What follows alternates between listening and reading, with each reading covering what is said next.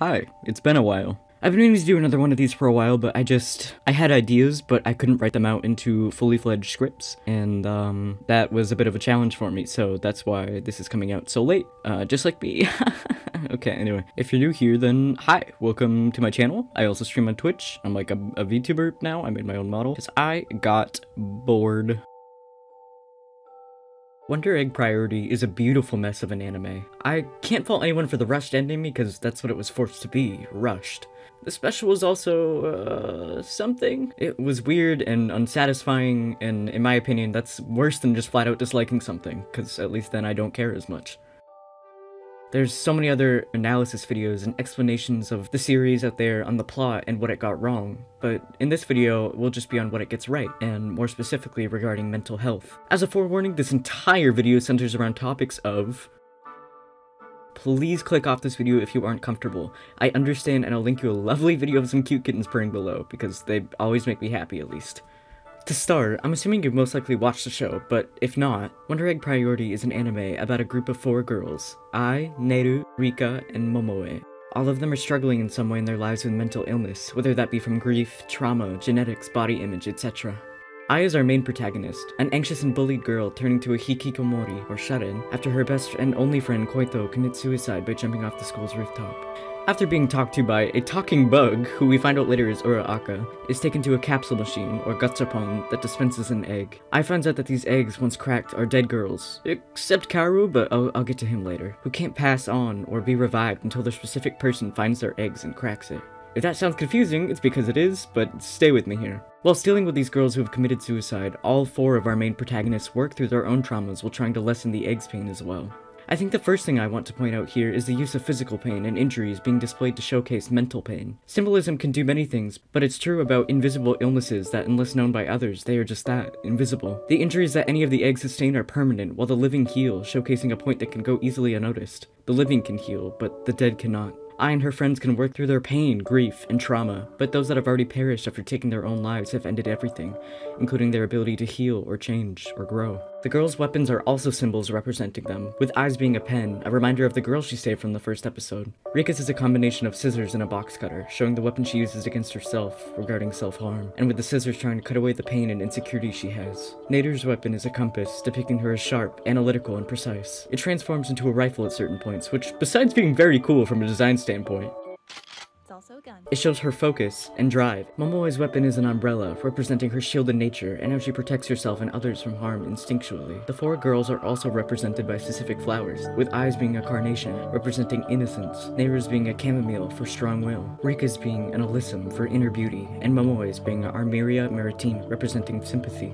Knowing the characters, these represent them very well, while also tying them to physical objects that have symbolic meanings from all around the world. The language of flowers is pretty cool and it goes pretty deep, so if you want to do your own analysis on it, I'll put all the flowers' names on the screen, so if you want to search them, because I know some of these are a bit hard to spell. Now, I'd like to preface this by saying I'm not a mental health professional. I don't have a license, I'm not a therapist or a doctor, and I'm simply someone who's dealt with several mental health problems in my life, and I feel qualified enough to speak on it. Please take everything I say with a grain of salt. And though most mental illnesses show similar signs and symptoms, everyone deals with it differently, and these are just my own opinions based on what I've gathered and understood of their character. Now that that's out of the way, I feel the main question on a lot of people's minds is, what mental illnesses do the 4 girls of Wonder Egg deal with? Ai is a good place to start off, showing that though her mom cares, and she only sees her dad every month due to a divorce, she deals with several issues in her day-to-day life. It's pretty safe to say that Ai has severe social anxiety, as well as general depression, due to the bullying at school, lack of friends, and now her only friend Koito has just died in a brutal and tragic way. Though we discussed flowers before and their symbols, a sunflower is the perfect representation for Ai, as the darkness causes her to wilt, i.e. loneliness, sadness, anxiety. But when she starts to see the sun, new friends, a reason to go outside, a reason to go to school, she blooms and becomes much more confident as well as energetic. She's still a shy girl, and that's obvious to see, but she's no longer sad about it. That's who she is, and she's found friends that accept her for it. I shouldn't have to explain how grief, childhood divorce, and the like could cause mental distress, so I won't, as this can make this a very long video full of tangents and childhood stories of myself, which maybe some of you would want to hear, but realistically, probably not. Rika suffers from what I like to call the bad case of daddy issues. That's a joke, I'm sorry. Her mom is an alcoholic, and Rika desperately searches for who her biological dad is, even if her mom isn't sure due to her sleeping around in the past. Rika's a smaller idol, dealing with obvious insecurities but covering them up with her boisterous and at times obnoxious personality. She's had to raise herself, and with being in the idol industry, you can see that she's dealt with repressed body shame, represented by the hate she feels for Chiemi, though what she's really feeling is guilt over her death. She self-harms, as shown by the cuts on her arms, which we can assume are from her severe depression and self-loathing, as well as guilt. The scene of her in her room, wanting to cut but still trying to stop herself, felt very real to me. There's something so human about it, from the way her breathing hitches in her throat, and with no words you can practically hear the millions of thoughts racing through her mind as she contemplates hurting herself. She stops when seeing her pet, and though later on in the Eggs world she almost succumbs to death, she keeps fighting, realizing that she needs to be a better mom to her pet than her mom was to her. Right before she almost gives up, she says that she's tired. She's tired of fighting, and the promise of release from her pain tempts her to the edge, though she continues to keep going in the end. It's obvious she has depression, but might have an edge of bipolar disorder, as she reminded me of individuals I've known with the disorder and her habits of extremes, highs, and lows. Momoe, as we can tell, has had a relatively normal home life, with her main problem stemming from her own body dysmorphia and how others perceive her versus how she wants to be perceived. Though she's not a trans character, yes, we will talk about Kaoru later, many trans individuals, including myself, have resonated with her as she deals with many things that could be attributed to being a transgender person. She's a girl with traditionally masculine features and style of dress, but all she wants is to be seen as a feminine girl. It's never flat out said, but though she enjoys many stereotypically feminine things, the tomboyish way she dresses is a preference, showing that she wants to dress in a certain way, but still be seen as female.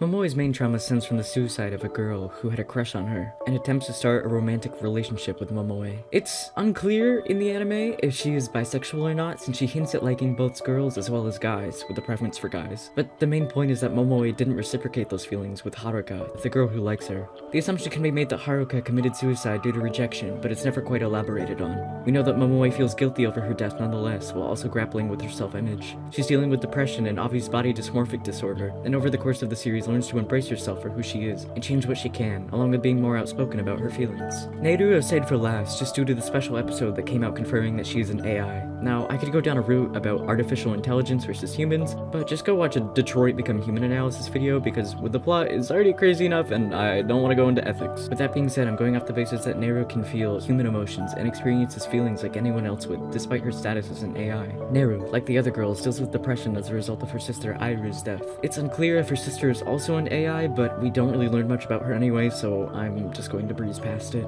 What we do know is that her little sister stabbed her in the back, literally, leaving her scarred and alone after she ends up jumping off a bridge to end her life.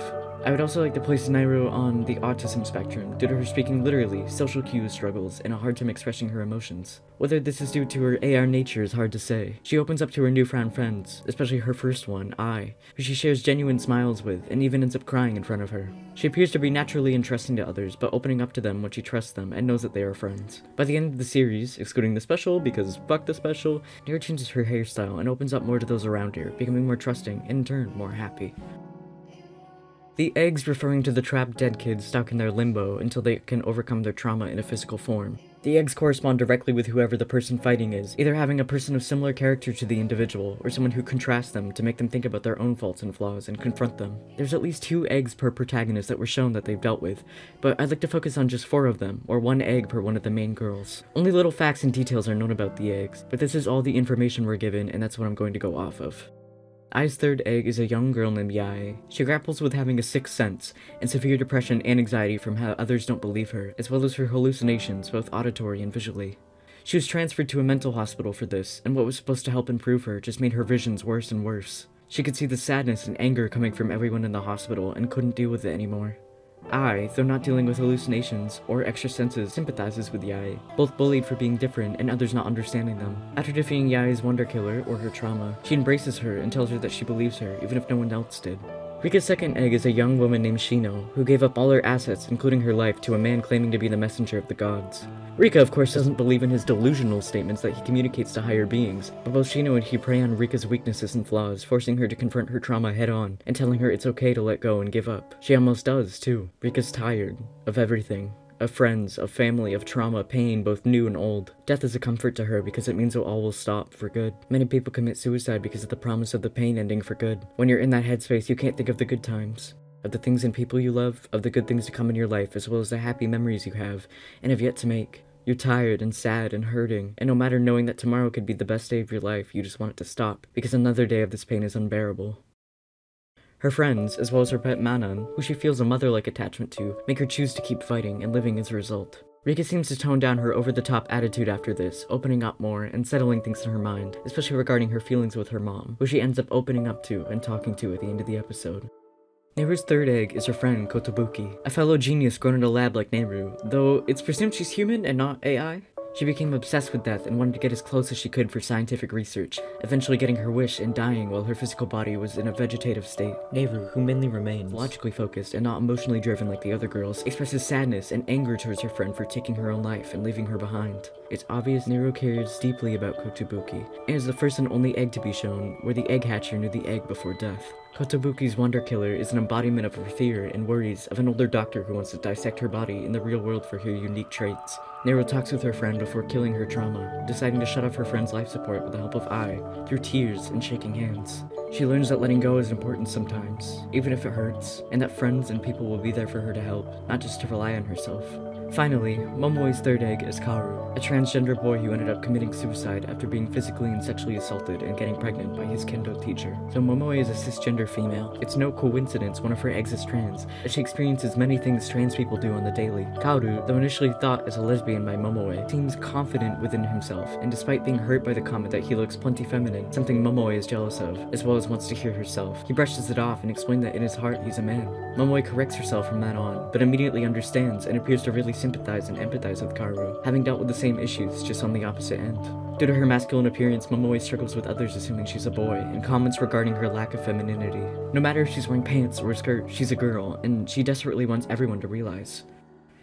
It's been done to death at this point, but Kaoru's jacket is sporting the transgender flag, and Momoe does a badass shirt ripping at the end of the episode, revealing a trans flag colored undershirt. She defeats Kaoru's wonder killer by stating that Kaoru's a boy and she's a girl. Before Momoe gets severely traumatized at the end of the episode, she and Kaoru talk, and they both affirm each other in their identities as a man and a woman.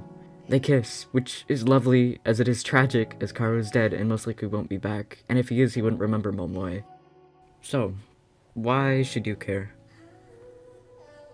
Even with the knowledge that Wonder Egg Priority ends in a poor way, and the special episode is just sad, I feel like it's a series worth watching. It explores very good characters, even if they're short-lived, and really depicts mental health and how it affects you, as well as others. Mental health is still a taboo topic in many cultures, especially regarding Japan. Instead of getting the help they need, people instead resort to bottling it all up, and then doing something they can't take back. Suicide is the leading cause of death in Japan, in men roughly between the ages of 20 and 40, and women between the ages of 15 and 30. In the US, it's the second leading cause of death for those 10 to 14 years old and adults aged 25 to 35. Talking about it in any form, especially media, is so vitally important, as well as shows like Wonder Egg, Messy Plot and all. Anyone can experience suicidal thoughts, no matter your age, race, gender, sexuality, absolutely any single person. I learned about depression and mental illness through books I read as a kid, connecting with fictional characters not knowing the reason why until later. Same with gender and sexuality. Learning these things through consumption of shows and movies and books and the like. Wonder Egg Priority is to show the lives of 4 girls who choose to live again and again, no matter how much pain they're in currently. One of the most perfect examples to show this is the opening. After all the magical fight scenes and sci-fi elements mixed in with the human emotions, the opening feels sort of out of place at first. It shows real-life pictures of flowers and trees and locations, following Ai through a walk as she goes on throughout the day. It shows how happiness can come from little things like these.